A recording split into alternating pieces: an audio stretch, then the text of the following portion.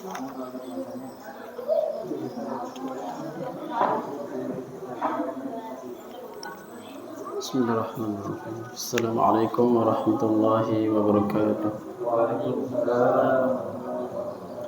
Innal hamdalillah nahmaduhu wa nasta'inuhu wa nastaghfiruh wa na'udzu billahi min shururi anfusina wa min sayyiati a'malina. May yahdihillahu fala mudilla lahu wa may yudlil fala hadiya lahu. Asyhadu an la ilaha illallah wahdahu la syarika lahu وأشهد أن محمدًا عبده ورسوله. قال الله تعالى في كتابه الكريم: يا أيها الذين آمنوا اتقوا الله حق تقاته ولا تموتن إلا وأنتم مسلمون. يا أيها الناس اتقوا ربكم الذي خلقكم من نفس واحدة وخلق منها زوجها وبث منهما رجالًا كثيرًا ونساء واتقوا الله الذي تساءلون به والأرحام إن الله كان عليكم رقيبا. يا أيها الذين آمنوا اتقوا الله وقولوا قولا سديدا يصلح لكم أعمالكم ويغفر لكم ذنوبكم ومن يطع الله ورسوله فقد فاز فوزا عظيما. أما بعد فإن أصدق الحديث كتاب الله وخير الهدي هدي محمد صلى الله عليه وسلم وشر الأمور محدثاتها فإن كل محدثة بدعة وكل بدعة ضلالة وكل ضلالة في النار. إخواني وأخواتي وطلابي rahimani rahimakumullah. Alhamdulillah, Allah Azza wa Jalla memberikan kesempatan bagi kita dan kesehatan yang dengannya kita bisa belajar dan bisa kumpul lagi di majelis ilmu. Kita telah jelaskan pada kajian berlalu tentang pengakuan Ahlus Sunnah wal Jamaah bahwasanya semua kelompok Islam mengaku diri mereka Ahlus Sunnah wal Jamaah. Jadi terpecahnya umat menjadi 73 golongan, semua mengaku Ahlus Sunnah wal Jamaah. Tidak ada di antara salah satu di antara 70 kurang lebih kelompok Islam yang sesat, yang diancam neraka, mengaku bahwasanya mereka berada di atas mereka mengaku tidak berada di atas Al-Quran dan Hadis. Sehingga kita hendak mempunyai istilah penamaan yang sangat membedakan kita dengan mereka, yaitu kita sebutkan kemarin adalah salaf atau salafiyah. Disebutkan kepada as-salaf Nabi dan Rasul dan para sahabat dan 3 generasi yang mulia adalah dengan ditambahkan ya tasydid di akhirnya menjadi salafun, menjadi salafiyun. Ini dalam bahasa Arab ada pembahasannya, al-ismu bin nadhar ila an-nisbati ilaih. Kalau seorang menisbatkan kepada orang yang belakang bahasa Arabnya khalfun, menjadi khalafiyun. Demikian. Maka as-salaf ini, jika seorang menisbatkan kepada salaf dalam akidah, manhaj dan juga ibadahnya, maka istilahnya salafiyun. Maknanya apa? Saya adalah seorang Ahlus Sunnah wal Jamaah, berada di atas kitab dan sunnah. Atau saya seorang muslim berada di atas kitab dan sunnah dengan pemahaman sahabat. Itu makna salafiyun. Jadi kita ringkasnya adalah salafiyun. Sehingga tidak ada yang dapat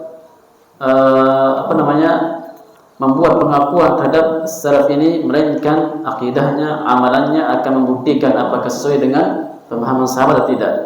Kapan saja seorang mengaku dirinya salafi dan sesuai pemahaman akidahnya, ibadahnya, konsepnya sesuai dan benar dengan manhaj sahabat, maka dialah salafi sejati. Jika tidak, maka dia bukan seorang salafi. Makanya seorang mengaku salafi tapi melanggar prinsip-prinsip Ahlussunnah wal Jamaah, ada dalil-dalil dan nas-nas tegas dalam beberapa masalah dilanggarnya, maka dia hanya pengakuan saja. Dan kita hendak berjuang dan hendak kita dekatkan diri kita, pemahaman kita kepada pemahaman salaf sekuat mungkin dan semirip mungkin. Yang tersisa dari istilah Ahlussunnah wal Jamaah ini para ulama membagi istilah Ahlus Sunnah wal Jamaah menjadi dua. Ahlus Sunnah wal Jamaah secara makna umum, ada Ahlus Sunnah wal Jamaah secara khusus. Apa maksud dan apa bedanya? Karena tadi Ahlus Sunnah wal Jamaah secara umum dikarenakan semua orang mengaku Ahlus Sunnah wal Jamaah, sehingga para ulama mengatakan seorang yang sunni ini adalah semua yang mengaku Ka'bah sebagai kiblatnya, maka dia sunni. Berarti lawan kata Syiah, karena kelompok Syiah Rafidah ini kiblatnya lain. Kiblatnya ada di Karbala. Mereka membuat kiblat di sana, membuat Ka'bah di sana, tanah suci mereka di sana, sehingga beda. Sehingga Islam, ya sebenarnya bukan dikatakan Islam pecah menjadi dua, Sunni sama Syiah. Syiah bukan Islam. Jadi istilah Sunni ini lawan kata Syiah ini maksudnya sunnah secara makna umum. Adapun Ahlus Sunnah wal Jamaah secara khusus ini maksudnya adalah lawan kata bid'ah, lawan kata ahlul bid'ah. Sehingga jika seorang dikeluarkan dari Ahlus Sunnah wal Jamaah, maksudnya keluar dari yang khusus ini, sehingga dia akan masuk ke ranah ahlul bid'ah. Namun jika seorang dikeluarkan dari Ahlus Sunnah wal Jamaah yang umum, maka lawan katanya kufur. Makanya tidak ada yang berani mengkafirkan. Yang berani adalah mengeluarkan seseorang dari Ahlus Sunnah wal Jamaah yang lawan kata apa? Bid'ah. Ini perincian ada dalam kitab Kun Salafiyah Al-Jaddah, jadilah engkau salafi sejati. Ada penukilan di sana, ada dua istilah, Ahlus Sunnah wal Jamaah secara umum dan Ahlus Sunnah wal Jamaah secara khas, yaitu khusus. Ahlus Sunnah wal Jamaah secara khusus inilah yang bermakna salafi, yang mereka orang muslim berpegang teguh dengan Al-Quran dan Sunnah Rasulullah Sallallahu Alaihi Wasallam dan berpegang teguh dengan pemahaman sahabat. Ini Ahlus Sunnah wal Jamaah secara khusus, dan mereka lah salafi dan salafiyah. Dan mereka lah yang dikatakan At-Ta'ifah Al-Mansurah, golongan yang ditolong, atau Firqatun Najiyah, kelompok yang selamat. Mereka lah yaitu Ahlus Sunnah wal Jamaah secara khusus. Dan penamaan yang kita bangga-banggakan Salafi dan Salafiyah ini di sisi lain adalah sebuah introduksi bagi kita dan sebuah semangat dan bangga akan nisbat tersebut kepada sahabat. Kita mengembalikan dan menisbahkan pemahaman kita kepada generasi mulia para sahabat Rasulullah sallallahu alaihi wasallam, maka senang kita menisbahkan diri kita kepada sahabat Rasulullah sallallahu alaihi wasallam dalam amalannya dan akidahnya. Dan mereka ini sifatnya tidak banyak, sedikit malah. Ahlus Sunnah wal Jamaah secara makna khusus yaitu salaf salafiyah ini sedikit orangnya. Jadi kita jika mencari kebenaran tidak ada pada jumlah yang banyak, akan tapi malah sebaliknya jumlah yang sedikit. Makanya sifat mereka adalah gurbah, yang dalam hadis Rasulullah bersabda, "Bada al-Islamu ghariban wa sayaudu ghariban kama bada'a." Islam datang mula dalam keadaan asing dan akan kembali asing sebagaimana mulanya. Fatubal ghuraba, maka berbahagialah orang-orang yang asing. Sahabat bertanya, "Man humul ghuraba?" Siapa mereka yang asing wahai Rasulullah? Maka Rasulullah menjawab, "Alladzina yasluhuna idza fasada an-nas." Mereka yang baik ketika manusia rusak. Mereka yang baik akhlaknya, manhajnya dan akidahnya ketika manusia rusak. Rusak akhlaknya, rusak manhajnya dan akidahnya dan ibadahnya. Dalam riwayat lain disebutkan, "Unasun salihuna fi unasin su'in may ya'sihim aktsar mimma yuti'ihim." Orang-orang yang asing, mereka manusia yang berada di tengah-tengah kebanyakan manusia yang rusak, yang tidak mentaati dia lebih banyak daripada mentaatinya. Ini sifat Ahlus Sunnah wal Jamaah dan sifat At-Ta'ifah Al-Mansurah dan sifat Salafi dan Salafiyah. Bahkan dijauhi. Jadi kebenaran ini kita cari bukan pada banyak jumlah. Bahkan Jumlah yang banyak ini selalu Allah atau sering kita dapatkan dalam keadaan siap penghinaan. Jumlah yang banyak itu tidak dalam pujian. Allah mengatakan dalam Al-Quran, wa qalilun min ibadiyasy syakur, sedikit hambaku yang bersyukur. Allah mengatakan, wa in tuti aktsara man fil ardi yudilluka an sabilillah, jika engkau mengikuti kebanyakan manusia maka mereka akan membuat engkau tersesat dari jalan kebenaran. Apa sebabnya? Kebanyakan orang tersebut banyak yang jahil, banyak orang-orang yang bersyukur, banyak menyesatkan dikarenakan yattabi'una illa dhann. Itu sebabnya. Karena kebanyakan orang-orang itu mengikuti prasangka buruk, itu yang kebanyakan. Sehingga tidak bisa kita mengikuti kebanyakan orang karena kebanyakan orang ini adalah mengikuti hawa nafsunya. Wa innahum illa yakhrusun. Itu sebab kenapa kita tidak mencari kebenaran pada jumlah yang banyak. Akan tetapi carilah mereka yang asing dalam kebenaran tentunya. Apa sebab kenapa kebanyakan manusia bersangka buruk? Kebanyakan mereka mencari atau mengikuti hawa nafsu dan prasangka buruk dikarenakan hawa nafsu kita adalah memerintahkan kepada kejelekan. Allah mengatakan dalam surat Yusuf, innan nafsa la'ammaratun bis-su'. Sesungguhnya jiwa ini memerintahkan, ammaratun itu sigah sigahul mubalaghah. Ammar al-wazan fa'al. Sangat sering memerintahkan pada kejelekan. Ini nafsu kita. Jadilah kebanyakan manusia mengikuti prasangka buruk, sehingga yang akan selamat dari prasangka yang buruk ini adalah orang-orang yang betul-betul belajar mengikuti Nabi sebagai panutannya, sehingga dia akan selamat dengan dia belajar membaca Al-Quran, membaca hadis, dengan mengikat pemahaman Al-Quran dan hadis dengan pemahaman sahabat. Mereka akan selamat insyaallah. Dengan demikian salaf itu adalah penamaan ismun al musamma. Jadi seorang menamakan dirinya itu sehendaknya pada hakikatnya.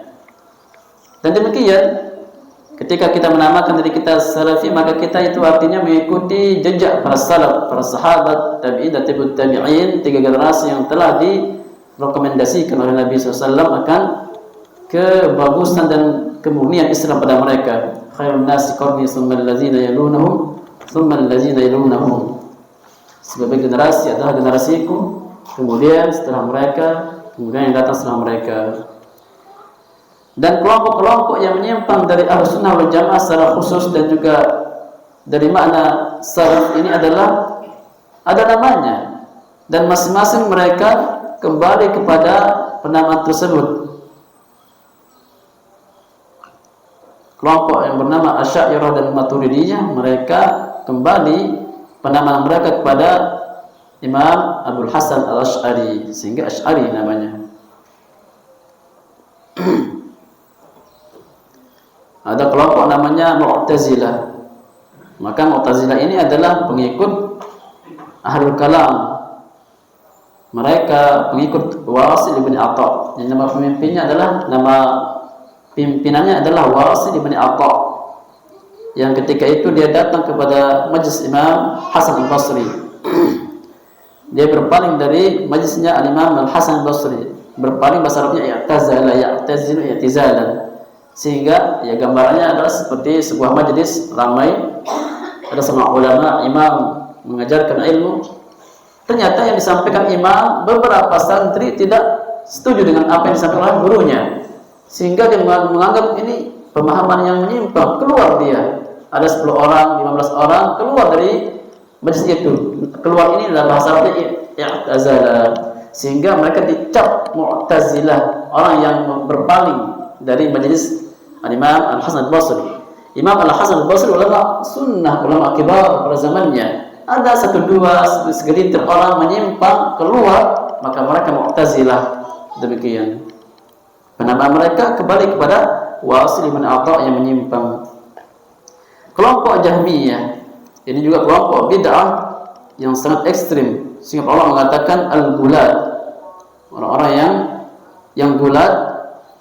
Mereka pengikut Jaham ibn Safwan. Jahmiyah itu penisbatan kepada nama seorang yang bernama Jahm ibn Safwan yang mempunyai pemahaman sesat. Akan tapi pemimpin sejatinya mereka adalah namanya Ja'ad ibn Dirham.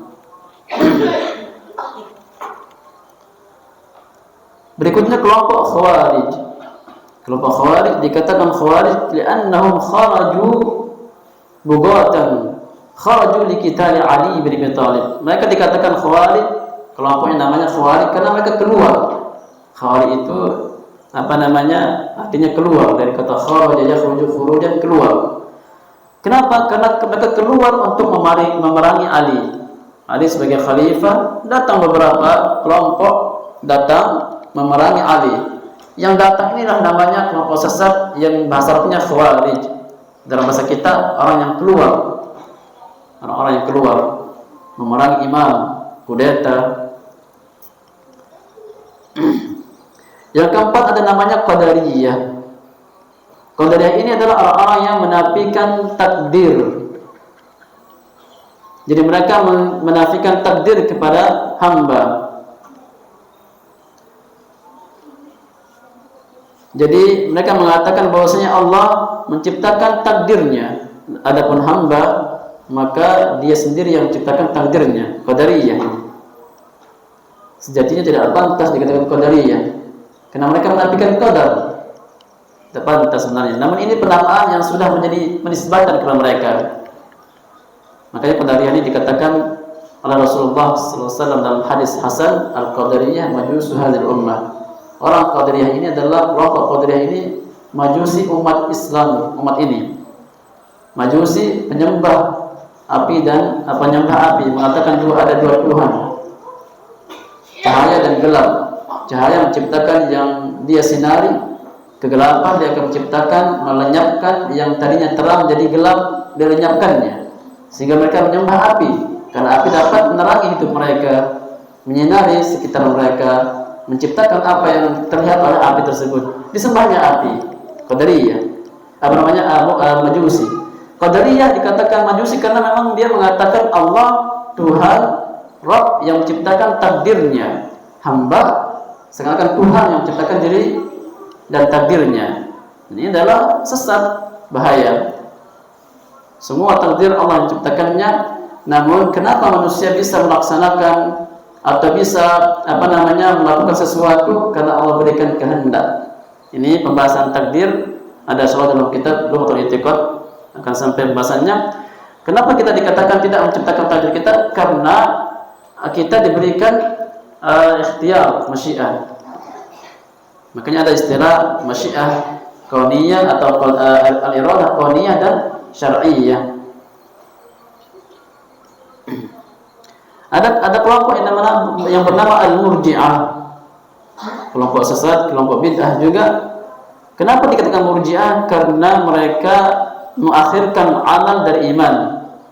Mengakhirkan amal ini bahasa Arabnya murji, arja'a yurji'u, irja, murji'ah. Sehingga orang-orang yang tidak memasukkan amal daripada iman dikatakan Murji'ah. Artinya apa?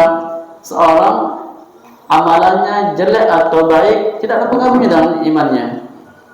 Kalau dia berbuat dosa, misalnya berbuat dosa besar, berzina, mencuri, itu imannya sempurna.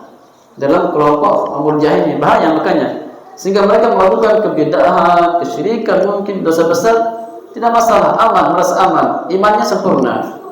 Bahaya kelompok tersebut.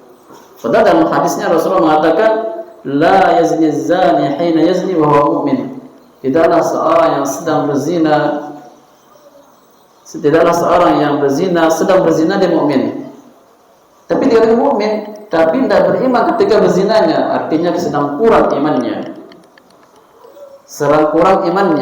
Tapi tetap mukmin, bukan kafir. Ini lawan kata Khawarij. Kalau Khawarij adalah menafikan keimanan bagi orang yang pelaku dosa besar sehingga mereka mengkafirkan.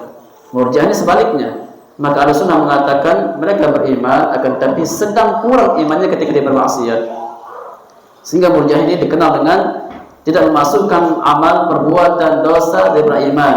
Iman tetap sempurna walaupun seorang berbuat dosa. Jadi tidak ada bedanya seorang muslim dengan Muslim yang taat dan muslim yang bermaksiat. Padahal ada bedanya. Surga bertingkat-tingkat. Ada surga yang paling rendah, ada yang paling tinggi. Ini Murji'ah. Maka masing-masing kelompok ini ada penamaannya dan ada maknanya, ada asal usulnya, ada penisbatannya. Dan salafiyah juga demikian, ada asal usulnya. Siapa? Sahabat Rasulullah SAW. Maka kita berbangga dengan nisbatan salafiyah karena yang akhir daripada nisbah tersebut adalah Nabi dan sahabat radhiyallahu anhum ajma'in. Dan lafaz tersebut juga diucapkan Nabi ketika beliau mengatakan kepada Fatimah Az-Zahra, fa innahu ni'mat salaf ana laki, kata Rasulullah, wahai Fatimah, karena beliau menghibur putrinya ketika Nabi mengabarkan dia akan segera meninggal, maka Fatimah menangis, bersedih. Maka Nabi menghibur beliau, wahai Fatimah, fa innahu ni'mat salaf ana laki, wahai Fatimah, sebaik pendahulu bagimu saya. Fa innahu ni'mat salaf berarti Rasulullah salaf dan para sahabat salaf. Maka kita berbangga dengan penisbatan tersebut dan hendak kita perjuangkan. Maka hendak kita perjuangkan penisbatan tersebut karena maknanya baik dan kembalinya juga baik. Berbeda kalau sekarang menisbatkan kepada Jahmiyah. Ada kelompok namanya, ada pemimpinnya namanya Jahm bin Safwan. Jadi semua kelompok-kelompok bid'ah yang disebutkan tadi tidak sampai kepada Rasulullah, tidak sampai kepada sahabat, tidak sampai kepada sahabat salaf. Semuanya kembali kepada kelompok mereka. Ini ketika kita memahami perkataan Imam Ahmad, usulus sunnah indana, pokok-pokok sunnah menurut kami maksudnya Ahlussunnah wal Jamaah secara khusus, maksudnya mereka yang berakidah salafiyah.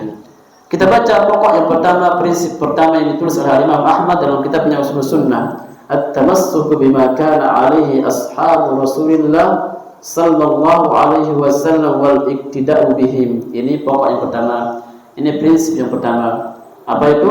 At-tamassuk bima kana alaihi ashabu Rasulillah, berpegang teguh dengan apa yang berada di atasnya sahabat Rasulullah sallallahu alaihi wasallam wal iktida'u bihim.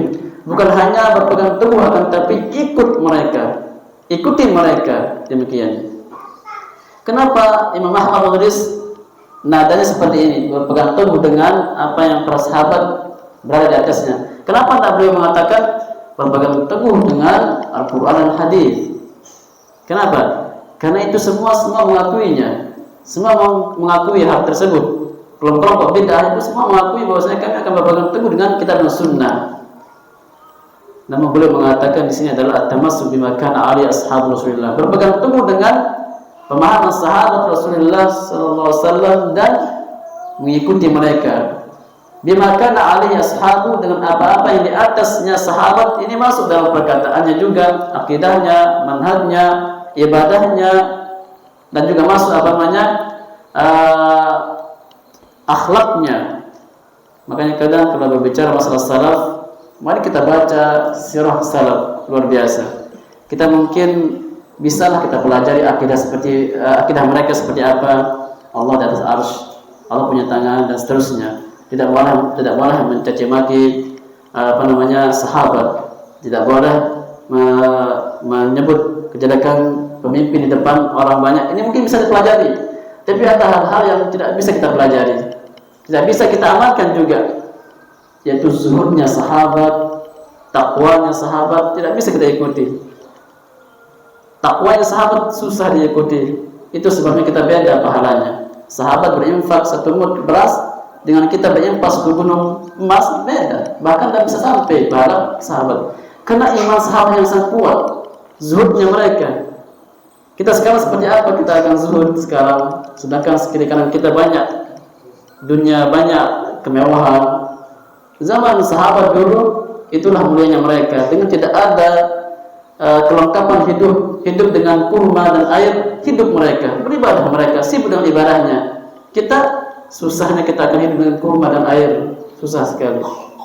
Kita akan menggali-gali agar mencukupi kebutuhan, bahkan kebutuhan setahun kita siapkan. Kita gali. Sahabat salaf, subhanallah, dia hanya mencari hari itu saja. Lihat Nabi SAW ketika dia bertanya kepada Ibunda Aisyah, "Wahai Aisyah, apakah ada makanan?" Tidak ada, Rasulullah. Kalau gitu saya berpuasa, kata Rasulullah. Nabi tidak ada makanan di rumahnya, kurma pun tidak ada, subhanallah. Jadi kalau memang tidak ada makanan ya saya puasa, kata Nabi. Kita tidak ada sekarang seperti itu, subhanallah. Ini yang sifatnya berat kita amalkan, Jadi paling tidak yang bisa kita amalkan sejauh sekuat mungkin. Paling tidak yang bisa kita kuatkan para jamaah, keikhlasan yang kita akan bisa kejar mereka.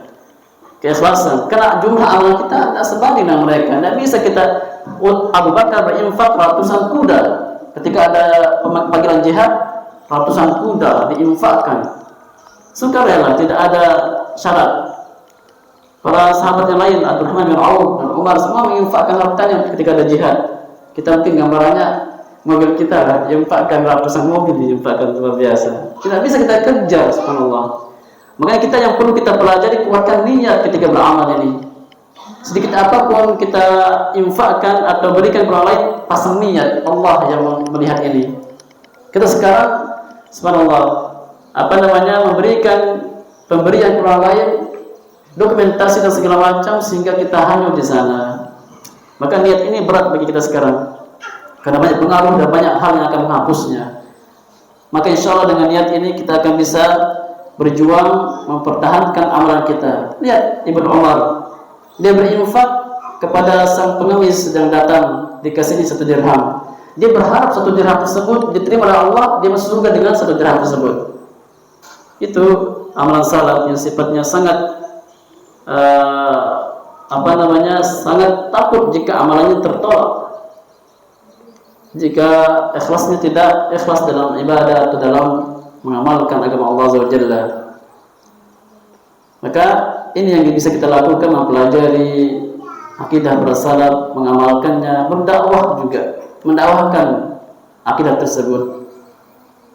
Jadi salaf ini bukan hanya berakidah para jamaah, bukan pada manhaj salaf, benar manhajnya akidahnya, akhlak juga termasuk. Dan kita alangkah kurang di sana, dan zuhud kita dan qiyamul lail kita juga termasuk, subhanallah. Dan juga bacaan Quran kita, hafalan kita, salaf masyaallah, ada hafal mereka, Al-Quran mereka. Kita ini susahnya mendidik anak kita hafal Quran, susah betul. Sampai pun anak ustaz kadang tak hafid juga, luar biasa susahnya. Jadi pokok yang pertama, berpegang teguh dengan sahabat Rasulullah, pemahamannya, akidahnya, manhajnya, konsep cara berfikirnya dan juga hidupnya, dan mengikuti mereka. Ini adalah pokok-pokok Ahlussunnah wal Jamaah, prinsip Ahlussunnah wal Jamaah yang pertama kali ditulis oleh Imam Ahmad. Dan ini sebab penyimpangan kelompok Ahlul Bid'ah di sini. Tidak berpegang teguh dengan pemahaman sahabat Rasulullah. Akan ada perinciannya. Ini pokok atau prinsip yang umum. Akan ada perinciannya nanti disebutkan setelah ini, tentang beliau menyinggung tentang bahaya bid'ah dan juga tidak boleh berdebat dan seterusnya. Akan ada perinciannya. Namun konsep umum ini adalah memangkas, pembeda antara kita dengan ahlul batil, ahlul ahwa. Al-Imam Ibn Abi Dawud mengatakan dalam kitab manzumahnya, Manzumah Al-Haiyah, beliau mengatakan, tamassak bihablillahi wattabi'il huda, berpegang teguh dengan tali Allah dan ikutilah petunjuk.